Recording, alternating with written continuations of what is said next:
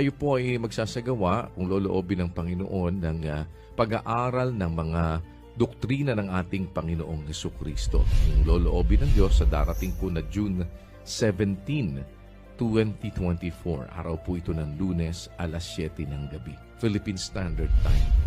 Ano ba itong mga utos ng Diyos na tungkulin nating sundin na nakasulat sa Biblia? At paano natin matitiyak na ito nga yung para sa atin?